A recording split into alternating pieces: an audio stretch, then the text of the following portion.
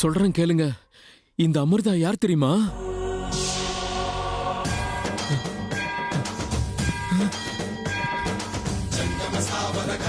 இனிமேல் உங்களை நம்பி எந்த பிரயோஜனமும் இல்ல. பேசுறதுக்கு முன்னாடி யோசிச்சு பேசு. தேவையில்லாம என் பொறுமையை நீ ரொம்ப சோதிக்கிற. நான் மட்டும் இல்ல, இந்த வீட்ல யாருமே உன்னை மன்னிக்க மாட்டோம். அம்மா ப்ளீஸ், இதுல ஏன் தப்பு எதுவுமே இல்ல. எதுவும் பேசாத. 25 வருஷங்களா இமயமலையில உட்கார்ந்து அந்த கடுமையான பனிமலையில தவம் பண்ணி கால பைரவங்கிட்ட அருள் வாக்கு வாங்கினவன். அப்படி இருக்கும்பொழுது ஏன் சக்திகளை நீ குறைவா மதிப்பிடுறியா? ஜெய் மகாகாளி. ருத்ரா, இந்த பைரவ கோபமா பார்த்தா இந்த காடு எரிஞ்சு சாம்பல் ஆயிடும். காலடி எடுத்து வச்சா பூகம்பம் உண்டாகும். குருவ மிஞ்சின சிஷ்யன்னா அர்ப்பன், நீ என்ன குறை சொல்றியா? உனக்கு என்ன துணிச்சல்? போது பாபா, உங்களை நீங்களே புகழ்ந்துக்காதீங்க. இப்படியே பேசிக்கிட்டே இருந்தா அந்த நாகராணி சாக மாட்டா. எல்லாத்தையும் செயல்ல காட்டியாகணும். அப்பதான் உங்ககிட்ட இருக்கிற சக்திக்கு மதிப்பு, உங்களுக்கும் கௌரவம். எனக்கு அந்த ஆண்டவை எந்த குறையும் வைக்கல. எல்லாரையும் மாதிரி வாழ்க்கையில சந்தோஷமா இருக்க என்னெல்லாம் வேணுமோ அந்த எல்லாத்தையும் எனக்கு கொடுத்திருக்கா. ஆனா இந்த பாழா போன மனசுக்கு நாகமணி பைத்தியம் பிடிச்சு போயிடுச்சு. அதனாலதான் நான் உங்க பின்னாடி வந்தேன். அதுக்காக நீங்க செஞ்ச பூஜை, புனஸ்காரம், ஹோமம், யாகம் எல்லாத்துக்கும் என் நேரத்தையும் பணத்தையும் செலவு பண்ண. எனக்கு நாகமணி கிடைக்குமோ கிடைக்காதோ தெரியாத. ஆனா அதை அடையணுங்கிற ஆத்திரத்துல நாகராஜா நாகராணியை கொன்னுட்ட. ஆனா அதோட விளைவு, அவங்களோட பொண்ணு நாகராணி எனக்கு எதிரியாகி என்னையும் என் கூட இருக்கிறவங்களையும் கொலை பண்ண வந்துட்டா. அதுக்கு ஏத்த மாதிரி என்னுடைய நண்பன் முதல் பலியாயிட்டான். அந்த நாகராணியுடைய அடுத்த பலி யாருன்னு தெரியாத. அவளை எப்படியும் புடிச்சிருவேன், கொன்றுவேன்னு நம்பிக்கை தரீங்களே தவிர அவ எங்க இருக்கான்ற ஒரு சின்ன தடயத்தை கூட உங்களால கண்டுபிடிக்க முடியல. அந்த சக்தி கூட உங்களுக்கு இல்ல. இதுக்கு மேலேயும் உங்களுக்கு சிஷ்யனா இருக்கிறதுக்கு எனக்கு விருப்பம் இல்ல. உங்க பார்வையால என்ன ஒண்ணு செய்ய முடியாத. உங்களை நான் மலை மாதிரி நம்பினேன். இனிமேலும் உங்களை நம்பி எந்த பிரயோஜனமும் கிடையாது. இதோட உங்க சகவாசம் எனக்கு போதும்.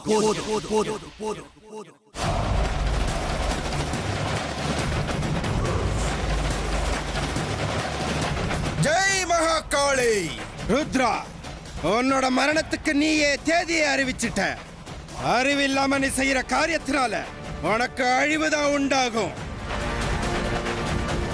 என் சக்தியை அலட்சியப்படுத்தி இழிவுபடுத்திட்டு போறியா? போடா அர்ப்பனே. என்னைக்காவது ஒரு நாள் நீ இந்த பைரவனோட காலை பிடிச்சு கெஞ்சதான் போற. அப்படி ஒரு நிலைமை உனக்கு வந்தா தீரும். அப்ப நான் உனக்கு இந்த பைரவனோட சக்தி என்னன்னு நான் காட்டுறேன். ஜெய் மகாகாளி.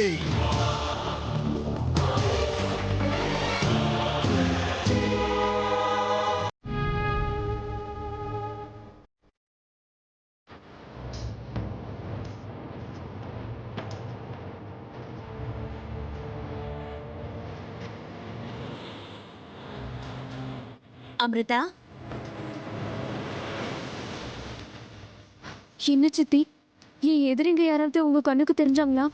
இல்ல அமிர்தா, ஆனா உனக்கு ஒரு முக்கியமான விஷயம் சொல்லணும். முக்கியமான விஷயமா? என்னது சித்தி? இன்னைக்கு நாகாஷ்டமி.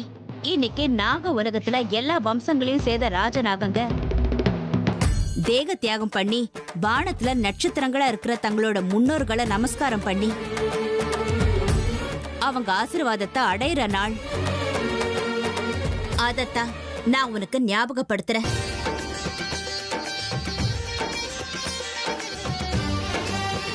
அமிர்தா, உங்க அப்பா அம்மா ஞாபகம் வந்துருச்சா?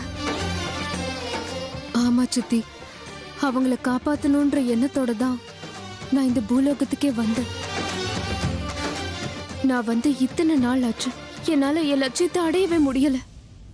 என் முயற்சியில நான் தோத்து போயிட்டேன். கொஞ்சம் தைரியமா இரு அமிர்தா. இன்னைக்கு இல்லைன்னா என்னைக்காவது ஒரு நாள் உன் லட்சியத்தை நிச்சயம் நீ அடைவ. அது வரைக்கும் நீ பொறுமையா காத்திருக்கணும், அவ்வளவுதான். இன்னும் எத்தனை நாள் சித்தி? இதுக்கு மேல காத்திருக்கிற பொறுமை எனக்கு இல்ல.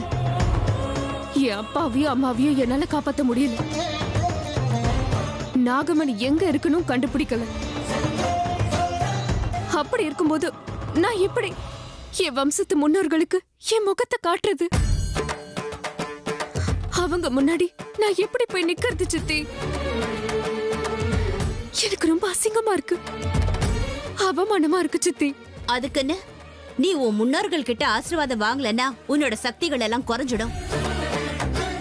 அவங்க நட்சத்திரங்களா இருந்தாலும் அங்கிருந்தே நீ நாகமணி அடிய உன் ஆசீர்வாதம் பண்ணுவாங்க. நீ இப்போ போய் அவங்க கிட்ட ஆசீர்வாதம் வாங்கலன்னா அது பெரிய அபசகுணம் ஆயிடும் அமிர்தா. உன் வம்சத்தோட வழக்கத்தை நீ மீறிட்டேங்கிற அவப்பேரும் அவமானமும் உன்னை வந்து சேரும். நாகமணி அடைய உனக்கு இன்னும் நேரம் இருக்கு. ஆனா உன் வம்சத்து முன்னோர்கள் கிட்ட இருந்து உனக்கு கிடைக்கிற ஆசீர்வாதத்தை நீ இழந்துடக்கூடாது. புரியுது சித்தி, நீங்க சொன்ன மாதிரியே சேர. நம்ம வம்சத்து முன்னோர்களோட ஆசீர்வாதத்தை நான் வாங்கிட்டு வரேன். அதை மட்டும் பண்ண அமிர்தா, எல்லாம் நல்லதாவே நடக்கும்.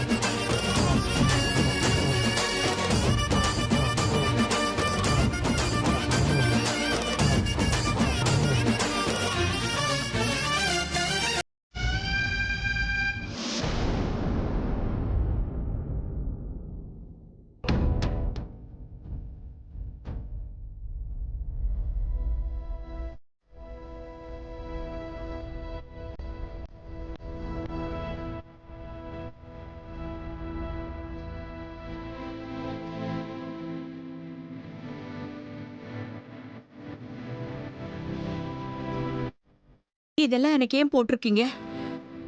எடுத்துருங்க முதல்ல. எனக்கு ஒண்ணும் வேண்டாம். இத பாருங்கம்மா, இந்த ட்ரிப்ஸ் எடுத்துட்டு அவங்க உயிருக்கு ஆபத்து. எனக்கு அதை பத்தி கவலையே இல்ல.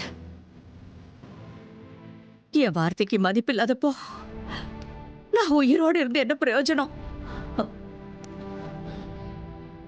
பெரியவங்க, நீங்க இப்படி எல்லாம் பேசக்கூடாது. உங்களுக்கு ஏதாவது பிரச்சனை இருந்தா உட்காந்து மனசை விட்டு பேசுங்க, சரியாயிடும். ஏற்கனவே எதுவும் சாப்பிடாம இருந்ததுனால எவ்வளவு வீக்கா இருக்கு தெரியுமா உங்க உடம்பு? பிபி, சுகர் எல்லாமே ஜாஸ்தி ஆயிடுச்சு. ஆமா அத்தை, நீங்க இப்ப டாக்டர் சொல்றத கேளுங்க. சாப்பிட்டு தெம்பா உட்காருங்க. அதுக்கப்புறம் நாம அர்ஜுன கல்யாணத்துக்கு சம்மதிக்க வைக்கலாம். இல்ல ஹேமா, அவன் வந்து கல்யாணத்துக்கு ஒத்துக்கிறேன்னு சொல்லி ஓ மேல சத்தியம் பண்ற வரைக்கும் நான் ஒரு சொட்டு தண்ணி கூட குடிக்க மாட்டேன். இத பாருங்க டாக்டர், முதல்ல இதெல்லாத்தையும் எடுத்துருங்க. எனக்கு எதுவும் வேண்டாம். இப்ப நீங்க சொன்னாலும் எடுக்க முடியாதுமா. ஏற்கனவே சாப்பிடாதனால ரொம்ப வீக் ஆயிருக்கு. இப்ப இதையும் எடுத்தாச்சுன்னா ரொம்ப ஆபத்தாயிடும். உங்க ஏஜுக்கு நீங்க இந்த மாதிரிலாம் நடந்துக்க கூடாதுமா. எழுந்து உட்கார கூட முடியாத நிலைமையில இருக்கீங்க. ட்ரிப்ஸ் ஏறட்டும், கொஞ்ச நேரத்துல எல்லாம் சரியாயிடும். உங்க கூட கொஞ்சம் பேசணும், வரீங்களா? நீங்க படுத்து போட்டேன்.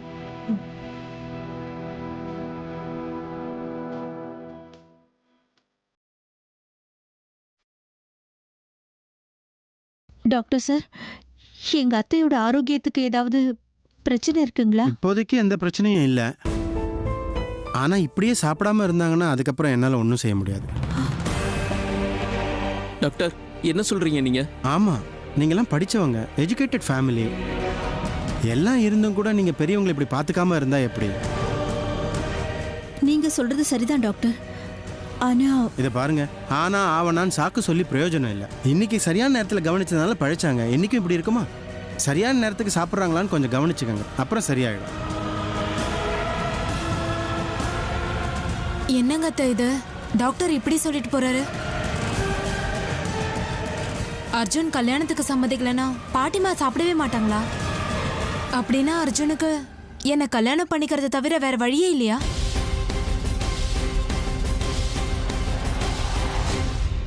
தேகம் தியாகம் பண்ண ராஜநாகத்து வம்சத்தை சேர்ந்த முன்னோர்கள் வானத்துல தெரியக்கூடிய நேரம் இதுதான்.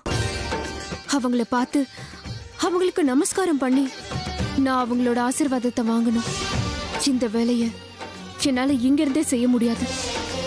திடீர்னு யாராவது வந்தா எனக்கு கண்டிப்பா தர்ம சங்கடம் ஆயிடுமே. மொட்டை மாடிக்கு போறேன், யாரும் இருக்க மாட்டாங்க.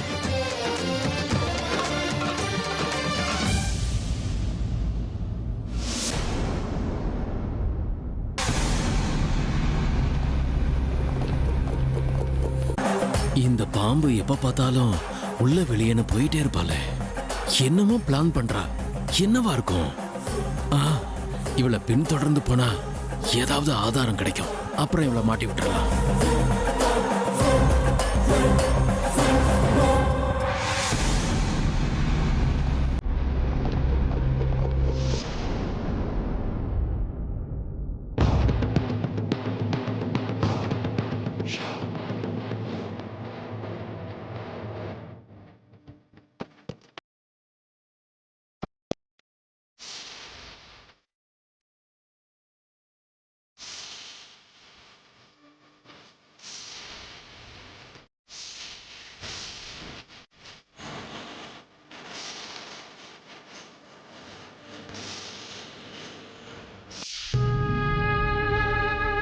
ஐயோ கடவுளே, நான் டேஞ்சரான பாம்பு கூட இருக்கேன் போல் இருக்கேன். பாம்பு பார்த்தாலே ரொம்ப ஆபத்துன்னு சொல்லுவாங்க. அப்படி இருக்கும்போது நம்ம ரொம்ப பயங்கரமான விஷ பாம்போட வாழ்ந்துகிட்டு இருக்கோமே. இந்த பாம்பு கூட தினந்தோறும் சாப்பாடு வேற சாப்பிட்றோம். இப்படியே போச்சுன்னா ஒரு நாள் இல்லைன்னா ஒரு நாள் இந்த பாம்பால நமக்கு சாவு வந்தே தீரும். அதுல டவுட்டே இல்லை.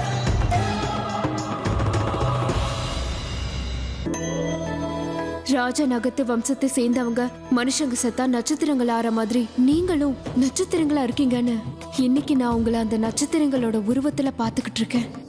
என்னோட அப்பா அம்மா இறந்து போயிட்டாங்க.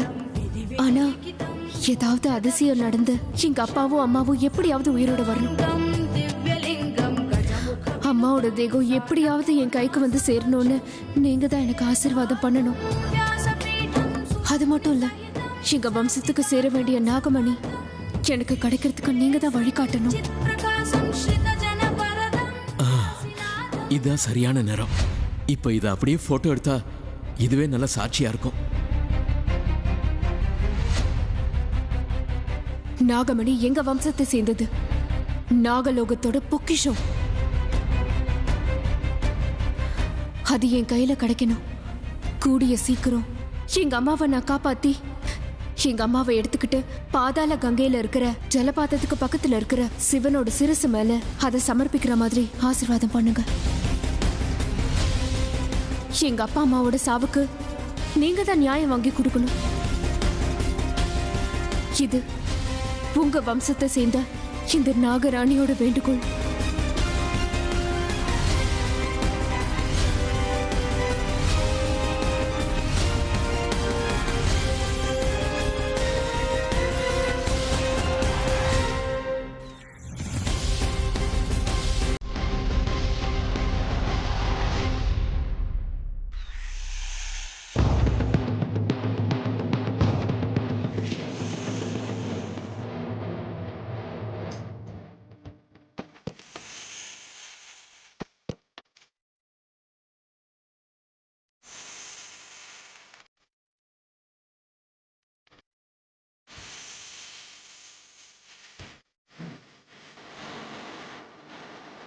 ஐயோ, இடம் கூடமா மாட்டிக்கிட்டேனே. நல்ல வேலை அமிர்தா இந்த நேரத்துல என்ன பார்க்கல.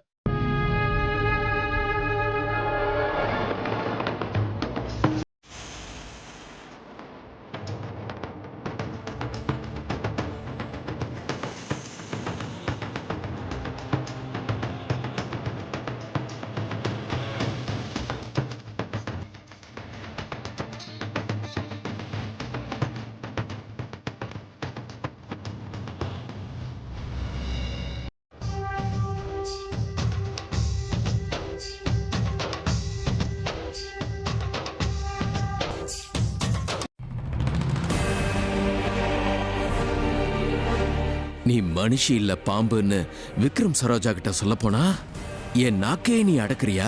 பரவாயில்ல, இப்ப உன் நெஜ உருவம் என்னன்னு என்கிட்ட பக்கா ப்ரூஃப் இருக்கு. இத விக்ரம் சரோஜா கிட்ட காட்டினா இதுக்கு மேல என்ன உன்னால ஒன்னும் பண்ண முடியாது. எதுவும் செய்ய முடியாது.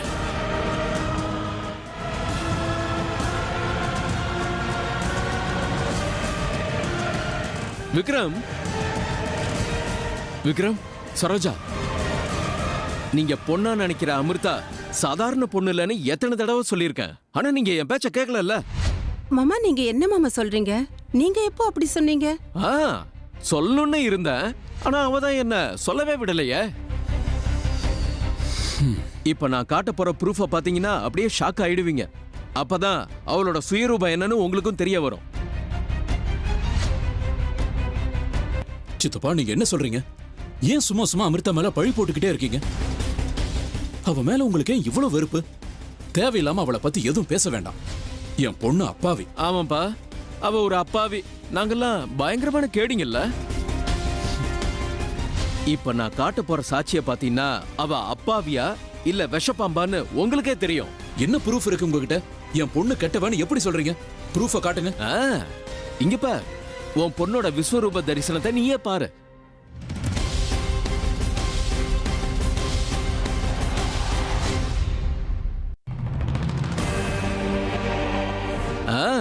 பாருங்க. என்ன அத பார்த்து உனக்கு அதிர்ச்சியா இல்லையா?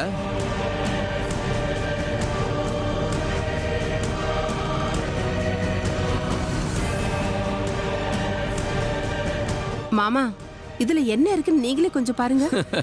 வேற என்ன இருக்க போகுது? உங்க பொண்ணோட உண்மையான சுயரூபத்தோட போட்டோ இருக்க போகுது.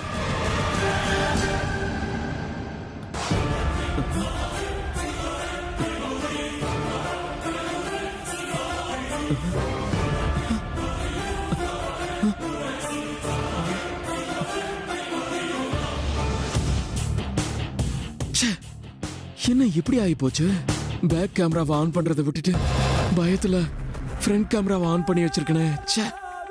அவ போட்டோக்கு பதிலா என் போட்டோ இதுல வந்துருச்சே. சித்தப்பா ஏன் இப்படி எல்லாம் பண்றீங்க? என்னாச்சு உங்களுக்கு? முதல்ல போய் ரெஸ்ட் எடுங்க. சரோஜா வா. நான் என்ன பண்ணாலும் எதுவுமே ஒர்க் அவுட் ஆக மாட்டேங்குது. எல்லா வகையிலையும் தோத்து போறேன்னு. அது இந்த அமிர்தா ஒரு ராஜநாகங்கிற விஷயத்த நான் எப்படி இவங்க எல்லாருக்கும் சொல்லுவேன்? எப்படி நம்ப வைப்பேன்?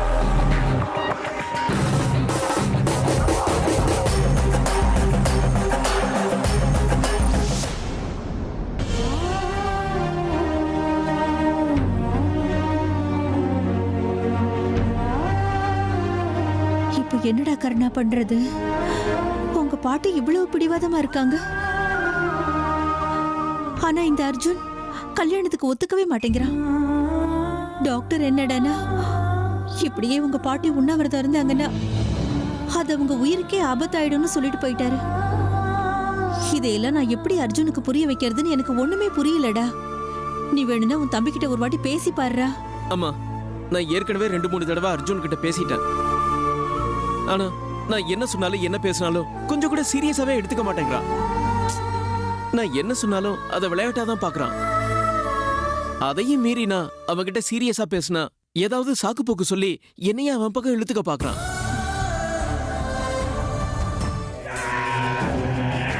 எனக்கு தேவையானது இந்த பைரவ பாபா மூலமா கிடைக்கலனா என்ன? அவரை விட பல மடங்கு பெரிய மந்திரவாதியை கண்டுபிடிச்சு அவங்களுடைய சக்தியால நாகமணியை நான் அடைஞ்சே தீருவேன். அதே மாதிரி என்னுடைய எல்லா காரியங்களுக்கும் தடையா இருக்கிற அந்த நாகராணிய கொல்லாம விட மாட்டேன். இதே பாபா இதுக்கு முன்னாடி என்கிட்ட சொல்லியிருக்காரு, இமயமலையில இவரை விட அதிக மந்திர தந்திரங்கள் தெரிஞ்ச பாபாக்கள் நிறைய இருக்காங்கன்னு. அந்த ஆண்டவனையே நேரடியா வர வச்சு அவங்க கிட்ட பேசுற சக்திகள் அவங்க கிட்ட இருக்குன்னு. அப்படிப்பட்ட யோக சித்தி உடைய மந்திரவாதிகளை நான் எப்படியாவது கண்டுபிடிச்சாகணும். பைரவ பாபாவால முடியாதத அவங்க மூலமா நான் சாதிச்சே ஆகணும். அப்படிப்பட்ட ரிஷிகளும் முனிகளும் இமயமலையில மட்டும்தான் இருப்பாங்கன்னு இவரே சொல்லியிருக்காரு. நான் நேரா அங்கேயே போய் அப்படிப்பட்ட ரிஷிகள் முனிகள் காலில் விழுந்தாவது அவங்க கோடிக்கணக்கில் பணம் கேட்டாலும் சரி அதை கொடுத்து கூட்டிட்டு வருவேன். ஏன்னா எனக்கு தேவையானது பணம் இல்ல, நாகமணி. அதே மாதிரி நாகராணியுடைய சாவு.